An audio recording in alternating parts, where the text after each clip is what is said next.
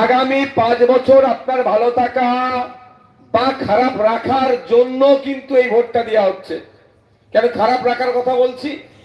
আপনি আশা করছেন আম খাবেন, আপনি আশা করছেন স্বচ্ছতা, আপনি আশা করছেন দুর্নীতি মুক্ত, আপনি আশা করছেন বৈষম্য মুক্ত সমাজ ব্যবস্থা, আপনি আশা করছেন জাতপাত বিহীন সমাজ ব্যবস্থা, আপনি আশা করছেন নারী বিদ্বেষ মুক্ত সমাজ ব্যবস্থা, আপনি আশা করছেন কৃষকের উৎপাদিত ফসলের 3 গুণ দাম, আপনি আশা করছেন আপনার বাচ্চাটা যে স্কুলে গিয়েছে শিক্ষার পরিকাঠামো ফিরে আসুক, আপনি আশা করছেন সরকারি হসপিটালে গেলে প্রপার যাতে ট্রিটমেন্টটা পাওয়া যায়। এক কথায় আপনি আশা করছেন রাষ্ট্রের যে দায়িত্ব সেটা পালন করবে। কিন্তু ভোট দিচ্ছেন কাকে? খাওয়ার ইচ্ছা করেছে আম আর গাছ লাগাচ্ছেন জাম। সব কোনোদিন ওই জিনিসটা পাবেন না। যদি আশা করে যে আমি আম খাওয়ার ইচ্ছা, তাহলে বলবো আম গাছই লাগান। যদি মনে করেন দুর্নীতি মুক্ত সমাজ ব্যবস্থা গড়ে তুলবো, যে সমাজ ব্যবস্থায় দলিত আদিবাসী হিন্দু মুসলমান মাথা তুলে বাঁচবে, যে যার ব্যক্তিগত পরিচয় থাকবে কিন্তু সংবিধান যে অধিকার দিয়েছে সেই মতো চলবে, তাহলে আমি বলবো দিকে দিকে এই হুগলি জেলার কথা বলি, 18টা সিটের মধ্যে 2টি সেট খামচিহ্ন দিয়েছে তথা আইএসএফ দিয়েছে 2টো ফরওয়ার্ড ব্লক, একটা লাল ঝান্ডার উপরে 3টে স্টার লিবারেশন, বাকি সিটগুলো সিপিআইএম কাস্তিয়াতুলি তারা চিহ্ন নিয়ে। তো বলবো যদি আপনারা চান যে একটা সুষ্ঠু সমাজ ব্যবস্থা, সুষ্ঠু একটা সকাল উপহার যদি আপনারা পেতে চান, তাহলে বলবো দিকে দিকে যেখানে যেখানে খামচিহ্ন আছে এবং যেখানে কাস্তিয়াতুলি তারা চিহ্ন সহ বামেদের যে সমস্ত শরিক দলগুলো আমরা লড়াই করছি আমাদের মধ্যে আছে ঐক্যবদ্ধ হয়ে, তাদের হাতকে শক্ত করুন, তাদেরকে জিতিয়ে বিধানসভার মধ্যে পাঠান। অন্যথায় কি হবে? ওই জ্ঞান দেবে রাত 8টার পরে মেয়েরা কর্মক্ষেত্রে যেতে বারণ করবে। কেন? একদিকে বলছে রাত 8টার পরে মেয়েরা কর্মক্ষেত্রে না যায়, আর উল্টো দিকে বামপন্থী আইএসএফরা বলছে মেয়েরা 8টা 10টা 12টা 1টা 2টো 3টে 4টে নয়, নির্বিঘ্নে নির্দ্বিধায় তার কর্মক্ষেত্রে যাবে, নির্বিঘ্নে নির্দ্বিধায় বাড়ি আসবে, সমস্ত নিরাপত্তা আমরা সেই মহিলাদেরকে দেব। মায়েরা ডিসাইড করুন কোনটা কাকে গ্রহণ করবে। একদিকে মায়েদের হাতে লক্ষ্মীর ভান্ডার 1000-1200 টাকা 1500 টাকা তুলে দিচ্ছে, আর কথাই কথাই বলছে কিছু বললে লক্ষ্মীর ভান্ডার কেড়ে নেব। আর আমরা বলছি লক্ষ্মীর ভান্ডার 1000-1200 তো একটা পরিবারের স্বাবলম্বী হতে পারে না। মায়েদের হাতে আমরা কাজ বুঝাবো, কম করে নিজের বাড়ির উঠোনে বাড়ির কাছে থেকে কম করে মাস গেলে 5000 টাকা মিনিমাম ইনকাম যাতে করতে পারে তার রাস্তা আমরা দেখাবো। এটা কাদের জন্য? হাউস ওয়াইফ যারা, তাদের জন্য। আর যে মায়েরা উচ্চ শিক্ষায় শিক্ষিত হয়ে বাড়িতে বসে আছে, যে মায়েরা উচ্চ শিক্ষায় শিক্ষিত হয়ে বাড়িতে বসে আছে, তাদের হাতে মমতা ব্যানার্জি 1500 টাকার ভাতা ধরাচ্ছে, সেটা বেরিয়ে আবার বিজেপি বলছে 3000 টাকা করব। আর বামপন্থী আইএসএফরা অন্য কথা বলছে যে আপনারা আমাদেরকে ক্ষমতায় নিয়ে আসুন, মিনিমাম 15 থেকে 22,000 টাকার কাজের ব্যবস্থা করে দেবো। এই ভোটটা কাকে দেবে একটু ভেবে চিন্তা দেবেন। আমি বলছি না যে ভোট আমাদেরকেই দিতে হবে, কিন্তু আপনার ভবিষ্যৎটা এই 5 বছর নির্ভর করছে এই ভোটের উপরে। তাই বলবো আপনাদের বামপন্থীদের আপনার ইশতেহার তথা আইএসএফ এর ইশতেহার আপনারা দেখবেন। ওখানে আমরা বলেছি কি যে আপনারা আমাদেরকে ক্ষমতার মসনদে নিয়ে আসলে 1 ফ্যামিলি 1 জবের ব্যবস্থা করব। এখানে অর্থাৎ পরিবার পিছু একজনের আমরা স্থায়ী চাকরির ব্যবস্থা করে দেবো। এবার আপনারা ডিসাইড করুন, আপনাদের উপর নির্ভর করছে। গণতন্ত্রের সব থেকে পাওয়ারফুল অস্ত্র আপনাদের হাতে আছে আর্টিকেল 326, ভোট দানের স্বাধীনতা বা ভোট দেওয়ার রাইট। এটা আপনাকে ঠিক জায়গায় এক্সারসাইজ করতে হবে। এখানে অনেক মায়েরা বসে আছেন, আমার ভালো লাগছে এটাই যে লক্ষ্মীর ভান্ডার দিয়ে আমার মায়েদেরকে আটকে রাখতে এরা পারেনি। আমি মায়েদের বলবো এখানে যে কজন মা আছে তার 99% মায়েদের পরিবারের শিশুগুলো সরকারি স্কুলে পড়ে, তাই তো নাকি? হ্যাঁ তাই তো। বাড়িতে একবার ফিরে যাবেন, বাজারে যারা বাজার করতে আসছেন তারা বাড়িতে ফিরে গিয়ে আমি যেটা বলছি চেক করে নেবেন। যদি মনে হয় ভুল বলেছি তাহলে খান চিহ্নকে ভোট দিতে হবে না, দিকে দিকে যেখানে লাল ঝান্ডা দাঁড়িয়েছে তাদেরও ভোট দিতে লাগবে না। বাড়িতে আজকে ফিরে যাবেন, যারা ছেলে মেয়েরা সরকারি স্কুলে পড়াশোনা করছে, ক্লাস 5 থেকে 6 উঠেছে, ক্লাস 3 থেকে 4 উঠেছে, 3 ছেলে 4 উঠেছে, তার হাতে ক্লাস 3 অঙ্কের বইটা পেনটা খাতাটা ধরিয়ে দিন, দিয়ে বলুন যে ক্লাস 3 অনুশীলন 1-এর অঙ্কটা করতে। প্রমাণ করে নেবেন বাড়িতে গিয়ে আপনারা। মমতা ব্যানার্জির যে হাতে আপনাকে, আমাকে বা আমার মায়েদেরকে লক্ষ্মীর ভান্ডার প্রদান করছে, ওই হাতেই মমতা ব্যানার্জি আমাদের বাড়ির তথা গরিব বাড়ি বা বাড়ির ছেলে মেয়েদের ভবিষ্যৎ গুলো ধ্বংস করছে। একবার পেন খাতাটা তুলে দিয়ে বলুন যে ক্লাস 3-4 বাচ্চা দিয়ে আছে এখন, 3 অঙ্কের বইটা দিয়ে পেন খাতাটা দিয়ে অনুশীলন 1-এর অঙ্কটা করতে বলুন। আমি চ্যালেঞ্জ করে যাচ্ছি, 90 জন ফেল করবে। কারা ফেল করবে? লেবার, তার বাড়ির ছেলে মেয়েরা। কারা ফেল করবে? সকালে মা আমার যে মাঠে গিয়ে কাজ করে, সকালে বাপ যে আমার সবজি বিক্রি করতে আসে এই নালিকুল বাজারে, সকালে যে বাপ ঘুম থেকে উঠে চাটা খেয়ে ভ্যানটা নিয়ে আসে এই মার্কেটে দাঁড়াতে, সারাদিনে 200 টাকা ইনকাম করতে গিয়ে যার মাথার ঘাম পায়ে পড়ে যায়, তার বাড়ির ছেলে মেয়েগুলো সরকারি শিক্ষা প্রতিষ্ঠানে যায় পড়াশোনা করতে, কিন্তু ওখানে আর শিক্ষা দেয় না, শুধুমাত্র একবেলা একটু খাবার দেয়। সেখানে ওই চোরের দলেরা তাদের মিড ডে মিল চুরি করে নেয়। তাহলে মায়েরা বলুন, আপনার হাতে 1000-1200 টাকা ধরাচ্ছে, আর আপনার ছেলের ভবিষ্যৎটা এই মমতা ব্যানার্জি ধ্বংস করছে। একটা টিচার, দুটো টিচার যে তালা খুলছে, সেই ঘন্টা বাজাচ্ছে, সেই প্রেজেন্ট করছে, সেই মিড ডে মিলের হিসাব করছে, সে কখন আপনার ছেলেটাকে পড়াবে? ভাই, কি হচ্ছে? ধ্বংস। কার ছেলে ধ্বংস হচ্ছে ভালো করে বুঝবেন। শুভেন্দু বাবু এটা নিয়ে আওয়াজ তুলবে না, কারণ শুভেন্দু বাবু ভালো করে জানে নেতার ছেলে ধ্বংস হচ্ছে না, ভোটারের ছেলে হচ্ছে ধ্বংস। মমতা ব্যানার্জি, শুভেন্দু বাবু আওয়াজ তুলবে না। আওয়াজ আমাদেরকে তুলতে হবে। আমরা শ্রমজীবী মানুষের কত জন্য লড়াই করছি, শ্রমজীবী মানুষের জন্য ভাবছি। আমরা কার ছেলে ধ্বংস হচ্ছে? দিন আনে দিন খায় যারা, দিনে 300 টাকা ইনকাম করতে গিয়ে যাদের অনেক কষ্ট হয়ে যায়, তাদের ছেলেগুলো। কারণটা কি? মমতা ব্যানার্জির ভাইপো তার ছেলে নেতা হবে, আর আপনার আমার ছেলেগুলো ওদের হয়ে লাঠিয়াল বাহিনী হয়ে রাখার জন্য এখন শিক্ষা ব্যবস্থাকে ধ্বংস করে দিচ্ছে। আর আমরা বলছি, আমাদেরকে যদি ক্ষমতায় নিয়ে আসেন, প্রাইভেট স্কুলগুলো ঝাপ বন্ধ হতে শুরু করবে, সরকারি স্কুলের রমরমারে চমকাতে শুরু করবে। আপনি বলুন, মায়েরা যারা এখানে আছে পারবেন? আপনার দুটো সন্তান আছে, বাপেরা যারা এখানে উপস্থিত আছেন, মাইকের আওয়াজ যাচ্ছে, দুটো ছেলেকে প্রাইভেট স্কুলে 2500-5000 টাকা মাসে খরচ করে পড়াবা, সেই সামর্থ্য আছে? এখানে বেশি কৃষক সমাজের মনে হয় মানুষ আছে, কৃষিকাজের সাথে যুক্ত কৃষক। পশ্চিম বাংলার কৃষকরা মাসিক গড় আয় করে বিলো 8000, 8000 টাকার নিচে ইনকাম করে। 8000 টাকা নিচে ইনকাম করে 5000 টাকা যদি ছেলে মেয়ের পেছনেই খরচ করে দেন পড়াশোনা করাতে, খাবেন কি? অসুস্থ হলে মেডিসিন কোথায় বা সঞ্চয় করে রাখবেন কোথায়? আপনার ছেলেকে আপনি প্রাইভেট স্কুলে পড়াতে পাচ্ছেন না, আপনার ছেলেকে সরকারি স্কুলে পাঠাচ্ছেন, শিক্ষা নাই, শিক্ষার পরিকাঠামো নাই। ক্লাস 4-5 পড়াশোনার পরে কম্পিটিশনে আসতে পারছে না, সে কাজ ছেড়ে দিচ্ছে, বাইরে যাচ্ছে বাঙালি হওয়ার জন্য, বাংলায় কথা বলার জন্য। মার খেয়ে আবার রাজ্যে ফিরে আসছে, সেই সময় তৃণমূলের লোকেরা মনে করছে এই আমার লাঠিয়াল বাহিনী একটা এসেছে, 300 টাকা রোজে ওকে আবার মারপিট করতে পাঠাচ্ছে, মরছে নাহলে মারছে লোককে। এই সমাজ ব্যবস্থা ধ্বংস হয়ে যাচ্ছে।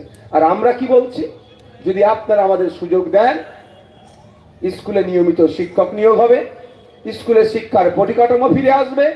330 টাকা, সম্ভবত 250 টাকা এখন সরকারি স্কুলের ফিস। ওই 250 টাকা 1 বছরে আপনার ছেলেটাকে যে শিক্ষার প্রয়োজন আছে, সেই শিক্ষা যেটা দরকার, গুণগত মানের শিক্ষা আমরা প্রোভাইড করব, যদি সুযোগ দেন। আমরা জোর করতে পারবো না আপনাদের কাছে।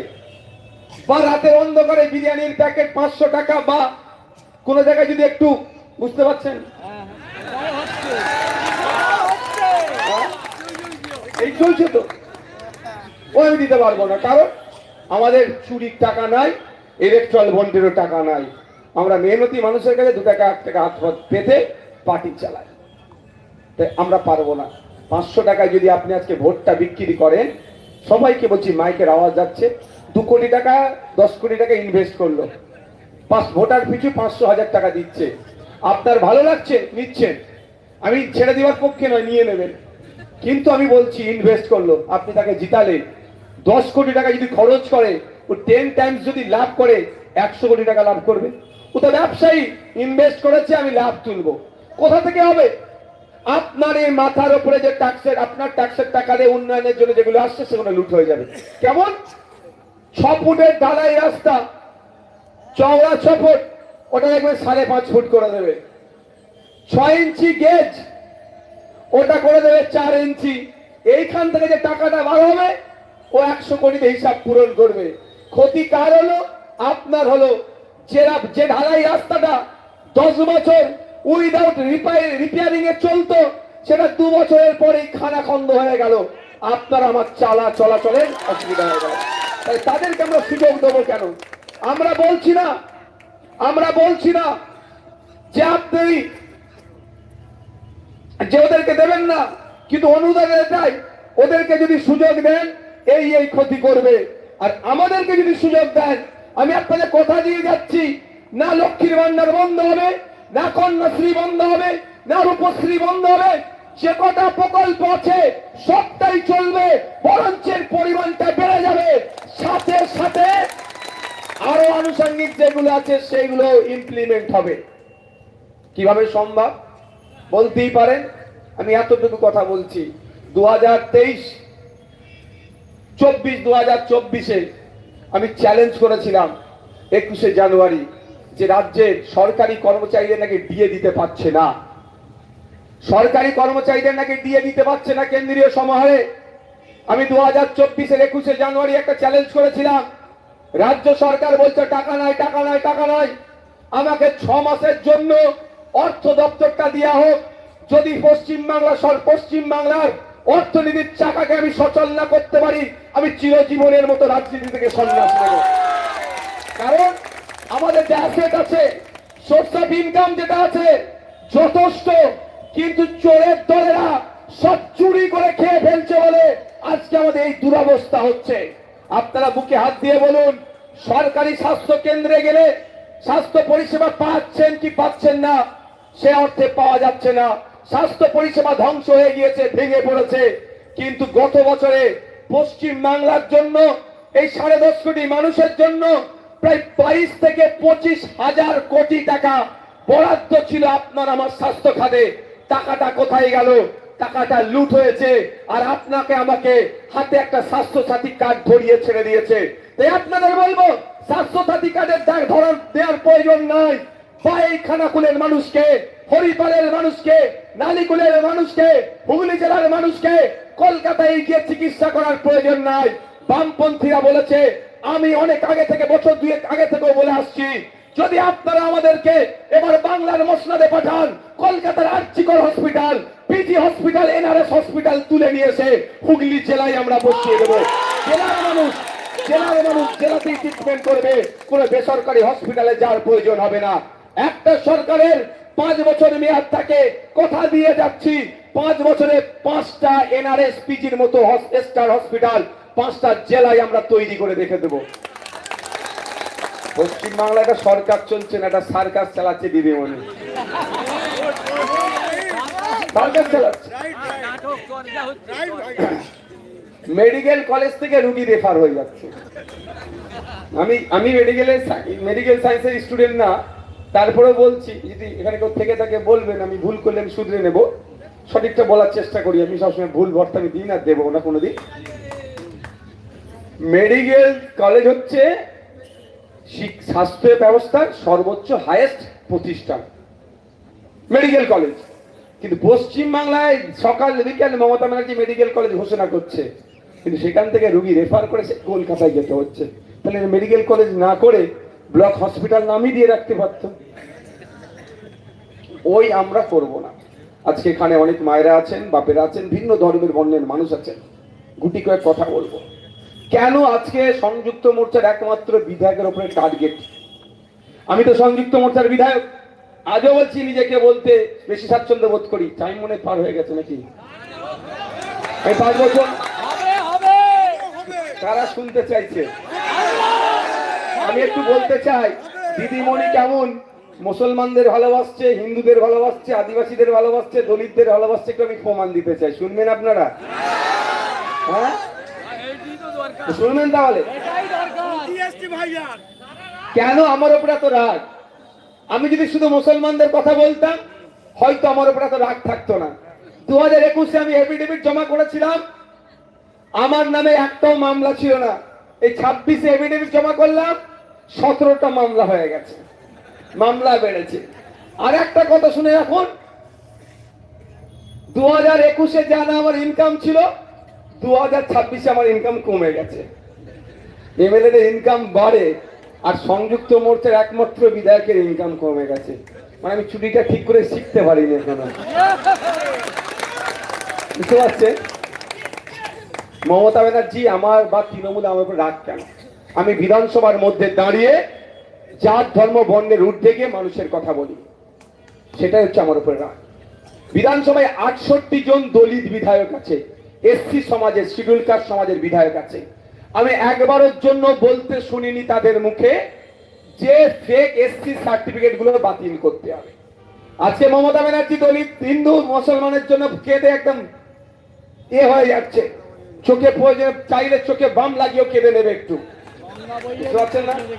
বাম লাগালে জ্বলবে, চোখে বার হবে, মনে করে প্রচুর কান্নাকাটি করছে, একদম কেঁদে গঙ্গা বইয়ে দিচ্ছে।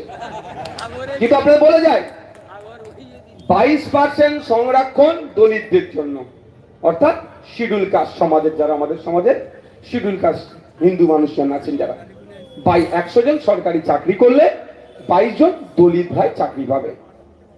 100 জন উচ্চ শিক্ষায় যদি সংরক্ষণের আওতায় তারা চান্স পায়, 22 জন দলিত হবে। কিন্তু এই সরকারের আমলে কি হয়েছে জানেন?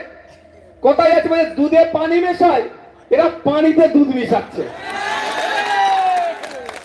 আমি তথ্য তুলে দেখছি, দেখুন আমি সত্যি কথা বলতে দিদা মানে একদম ভয় পাই না।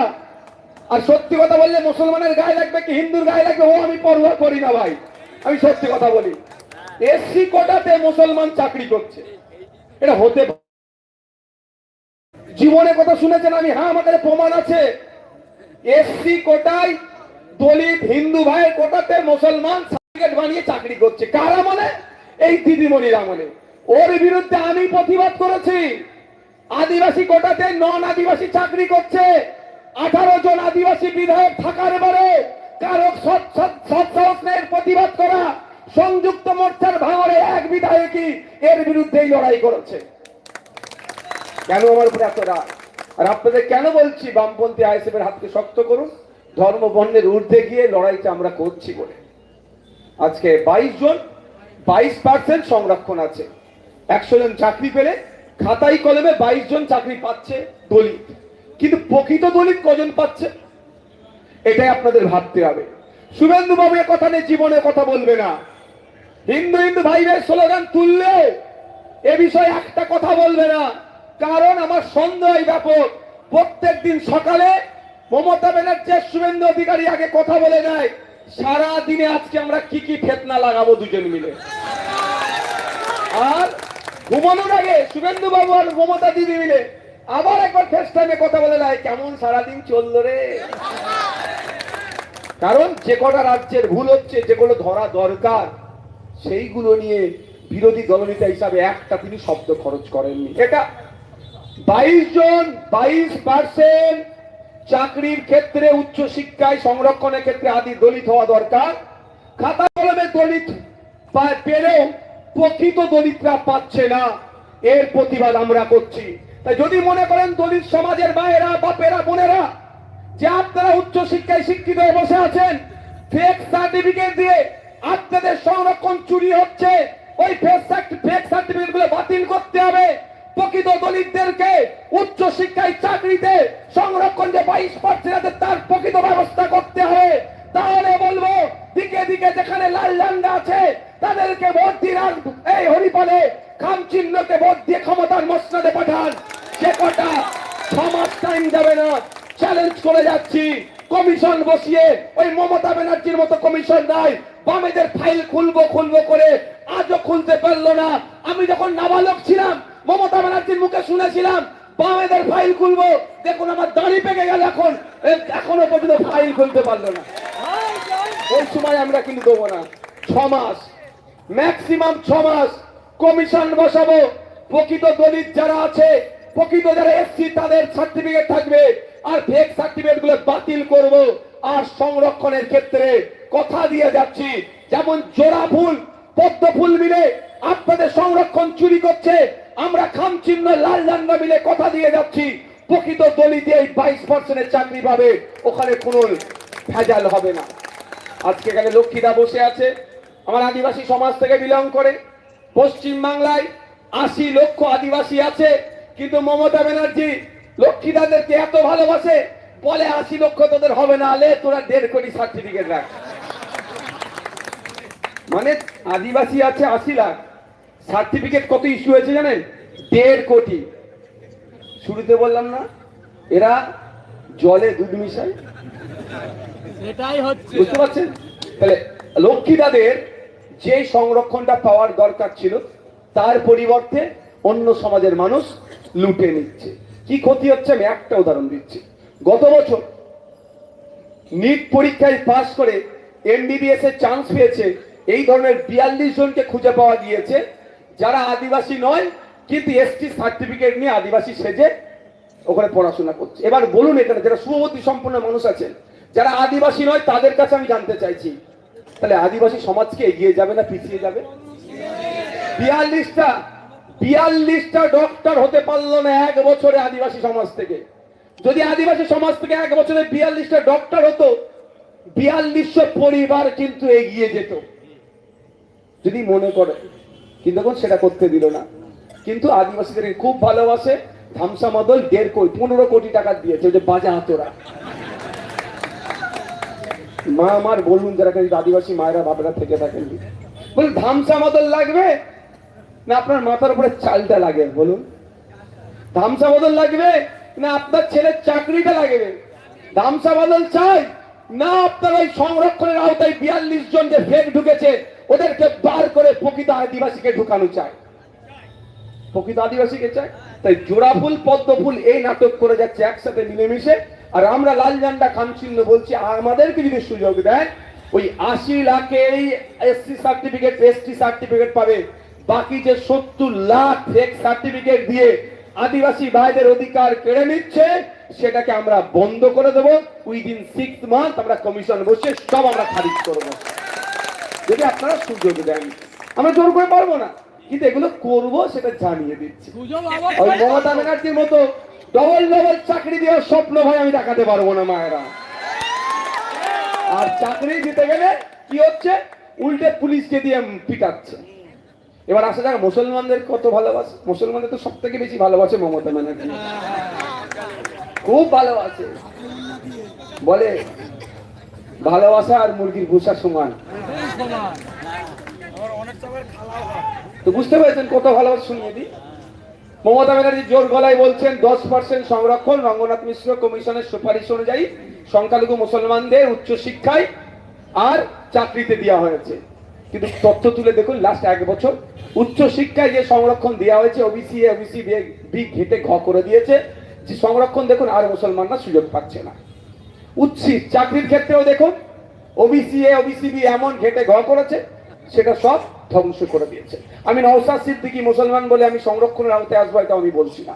আমার বক্তব্য বা আমাদের বক্তব্য, মুসলিম সমাজের মধ্যে যারা পিছিয়ে আছে, সায়েন্টিফিক ওয়েতে সার্ভে করা হোক, বিজ্ঞানসম্মতভাবে সার্ভে করা হোক, যারা পিছিয়ে আছে তাদেরকে এগিয়ে নিয়ে যাওয়ার জন্য এই সংরক্ষণের ব্যবস্থা দেওয়া হোক।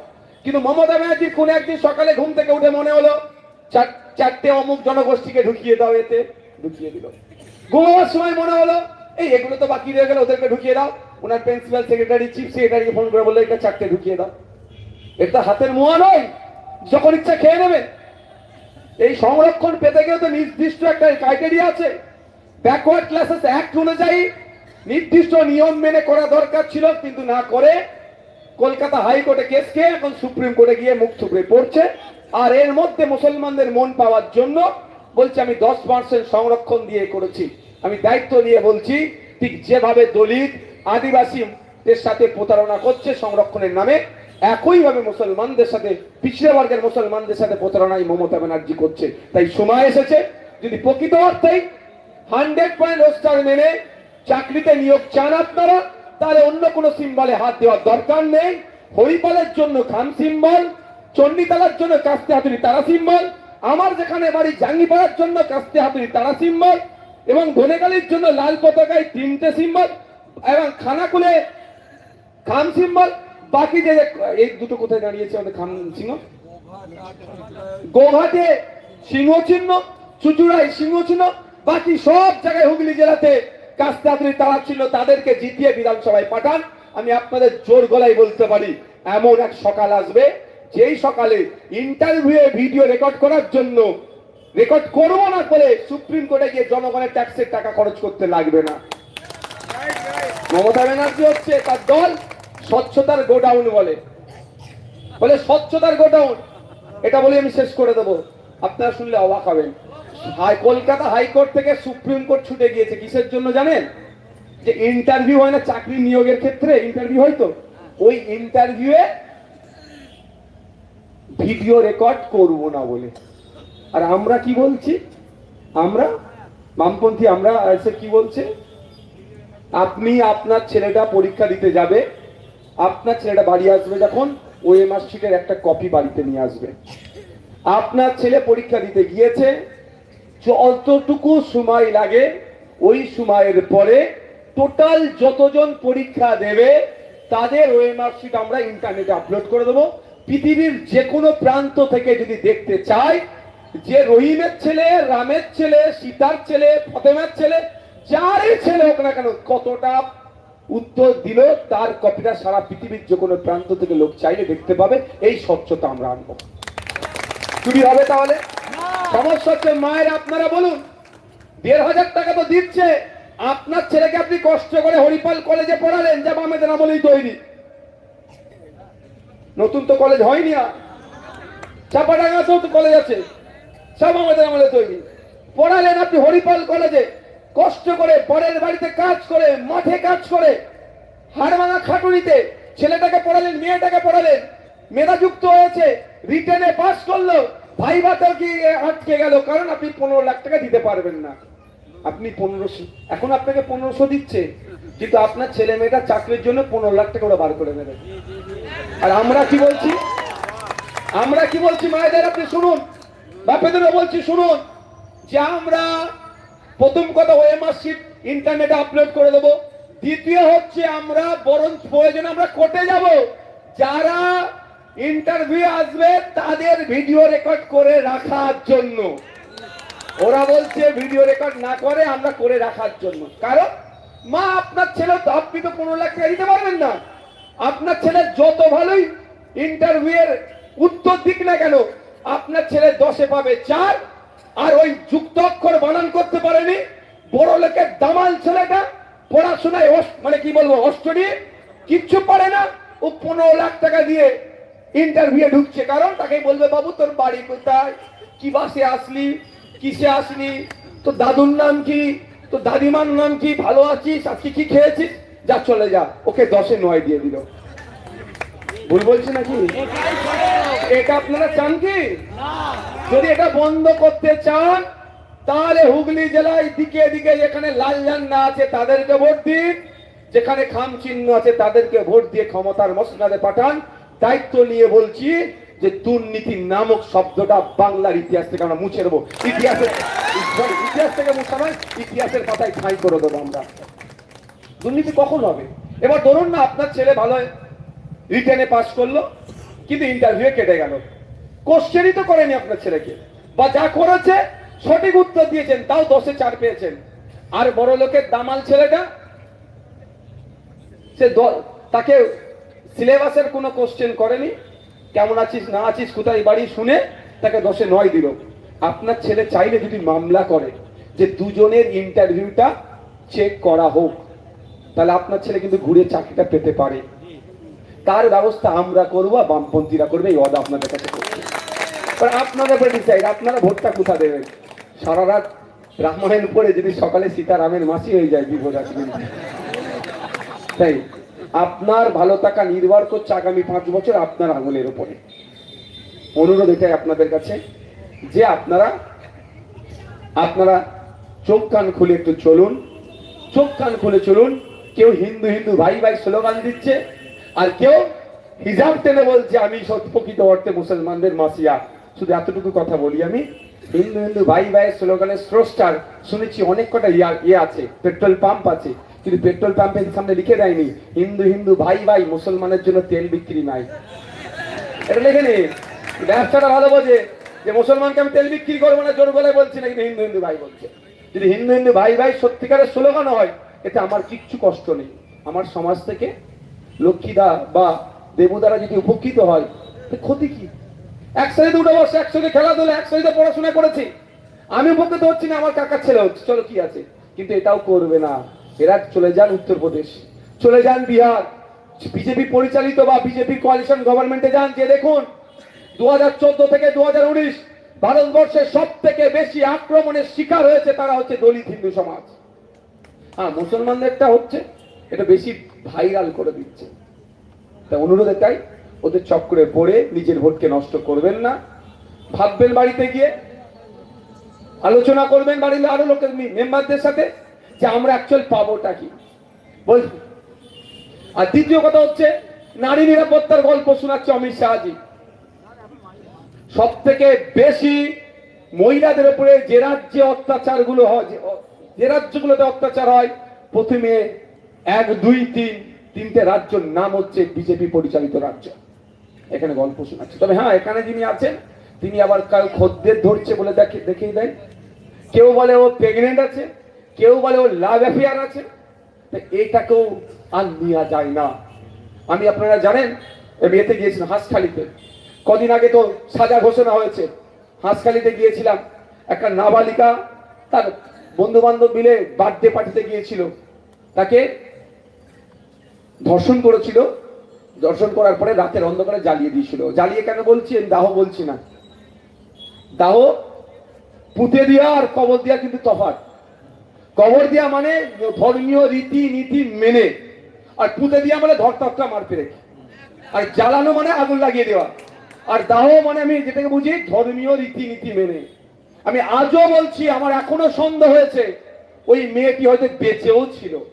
আজও কেন, আমি ওদের বাড়ি গিয়েছিলাম, মানে আমার বিশাল আজকেও আমার মনে বলছে যে ওই মেয়েটি বেঁচে ছিল, কিন্তু ওকে তড়িঘড়ি থানা তুলে নিয়ে গিয়ে শ্মশানে গিয়ে আগুন লাগিয়ে দিয়েছে। অপরাধটা কি ছিল?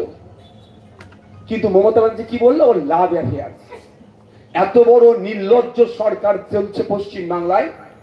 হিন্দু সমাজের বা মুসলিম সমাজে অনেকে মারা যাওয়ার পরে নির্দিষ্ট সময়ের পরে একটা কি বলে ওটাকে হিন্দু সমাজের, হ্যাঁ, সৎ কাজ।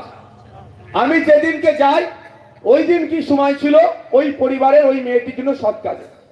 কিন্তু গিয়ে আমি যখন ঢুকছি সেখানে ছমছমে পরিবেশ। একটু অত তো জেল ফেল খেটে একটু তো উপলব্ধি করতে শিখেছি কি হচ্ছে না হচ্ছে, কি হতে পারে। ছমছমে পরিবেশ। কেন এত ছমছমে পরিবেশ? আমি গিয়ে পৌঁছালাম।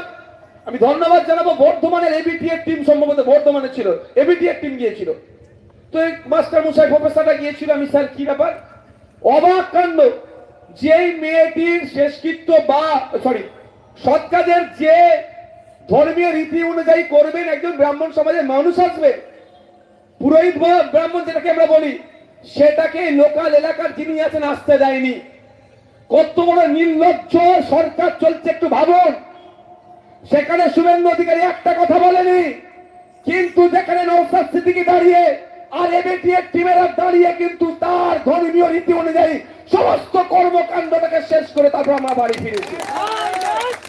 আমি গিয়ে খবর পেলাম এই ব্যাপার। লোকাল যিনি পুরোহিত আছেন বা ধর্মগুরু আছেন, তাকে বারণ করে দিয়েছে যে ওদের বাড়ি তুমি যেতে পারবে না, ওদের বাড়ি গিয়ে এই সৎ কাজের ব্যবস্থাটা করতে পারবে না। ভাবুন কোন রাজ্যের আমাদের অভিভাবিকার তিনি দায়িত্ব পালন করছেন। যিনি অভিভাবিকা হবেন তার কাজ হচ্ছে প্রত্যেকটা নাগরিক তার ধর্মীয়, সামাজিক, রাজনৈতিক, সাংবিধানিক অধিকার নিয়ে বেঁচে থাকবে। কিন্তু এই রাজ্যে যিনি দায়িত্বে আছেন প্রত্যেকটা ক্ষেত্রে তিনি সেইগুলোতে খর্ব করেন। আমি তো শুনে অবাক। আমার দ্বিতীয় একটা প্রোগ্রাম ছিল, আমি বললাম প্রোগ্রামে আমি যাব না। আমি এবিটি এর যারা ছিলেন আরো লোকাল কিছু আমার সাথে মানুষ গিয়েছিল, তাদেরকে বললাম দূর থেকে কি কোনো জায়গায় ব্যবস্থা করা যাবে নাকি দেখুন। প্রয়োজনে আমি থাকছি, আমিও থাকবো এখানে, দেখি কারা আসে আটকায়, তখন দেখা যাবে সামনে সামনে প্রয়োজনে লড়াই হয়ে যাবে, কোনো সমস্যা নাই। তো দূর থেকে একজন পুরোহিত মহাশয়কে নিয়ে এসে তার যতক্ষণ না পর্যন্ত ধর্মীয় রীতি অনুযায়ী ওই কাজটা সম্পূর্ণ হয়েছে সেখানে আমি ছিলাম, থেকে সেখানে শেষ করে এসেছি। এটা বলছি না এটা বলে যে আপনি আমাকে ভোট দেন। আমি এতটুকু শুধু বলতে চাইছি, এই বিষয়টা নিয়ে শুভেন্দু বাবু মুখ খুলবে না, কিন্তু হিন্দু হিন্দু ভাই ভাই স্লোগান দেবে ভোটের জন্য। আর এটা নিয়ে মমতা ব্যানার্জি কোনো তাদের দলের দামাল ছেলের বিরুদ্ধে অ্যাকশন নেবে না। আমার বলার বক্তব্য এটাই, যদি আপনারা চান এই যে নোংরামি, এই নোংরামি বন্ধ করতে চান, তাহলে আসুন দিকে দিকে যেখানে লাল ঝান্ডা ক্ষমতায় প্রার্থী দিয়েছে তাদেরকে ক্ষমতায় নিয়ে আসুন, যেখানে খামচিহ্ন প্রার্থী দিয়েছে তাদেরকে ক্ষমতায় নিয়ে আসুন। মেদিনীপুরে 53 বছরে এক মহিলা, মুসলিম সমাজের মহিলা মারা গিয়েছে, 3 দিন পরে কোর্টের অর্ডার বার করে তাকে দাফন করার সুযোগ দিয়েছে।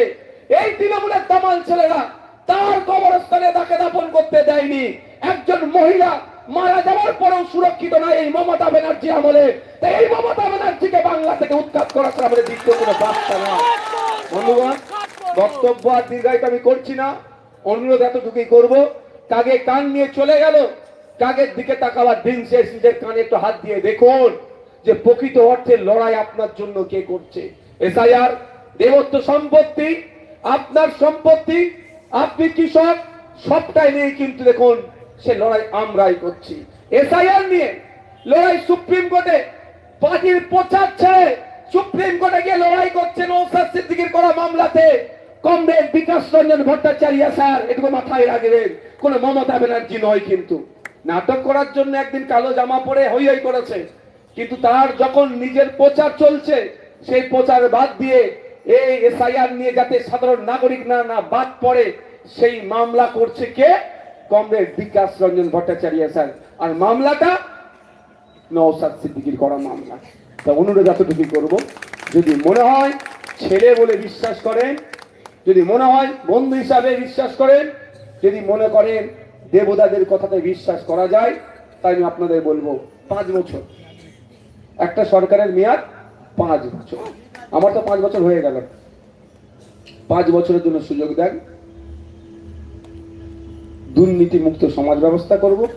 সাথে সাথে আমাদের আরো অনেক প্রস্তাব রেখেছেন, সবটা তো বলা সম্ভব না, সারা রাত পার হয়ে যাবে। এক কথায় এই বৈষম্য মুক্ত সমাজ ব্যবস্থা, আমরা ওরাই বিভাজন থাকবে না, আপনি আপনার অধিকার পাবেন। ওই আবাস যোজনার জন্য 30,000 টাকার কাটমানি লাগবে না, আপনার রাইট, আপনার অধিকার আপনার বাড়িতে চলে আসবে। আপনি আবাস যোজনার বাড়ির জন্য নেতার বাড়িতে আপনাকে যেতে লাগবে না, এটা আপনাদের কথা দিয়ে গেলাম, আপনার অধিকার। এবার অধিকারটা আপনারা আওয়াজ তুলতে পারেন না বলে সমস্যা, এখানে আওয়াজ তুলতে পারেন না বলে সমস্যা, আওয়াজ তুললেই সব আপনার বাড়িতে চলে আসবে। সকলকে ধন্যবাদ জানিয়ে আমি আমার বক্তব্য শেষ করছি। 29 এপ্রিল আসছে দিন, খাম চিহ্নে ভোট দিন।